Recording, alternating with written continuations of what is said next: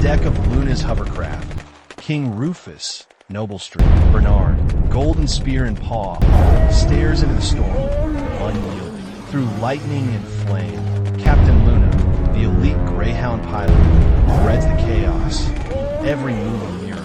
And then, King Rufus, the royal warrior streak, Bernard, leaps from the sky, his cape ablaze, spear alight with destiny. The strike lands, the spear pierces the beast's heart, a shockwave ignites the heavens. And then, silence. Tempest Fang crashes in death. The dogs of Canis Prime rise in triumph, scarred but alive.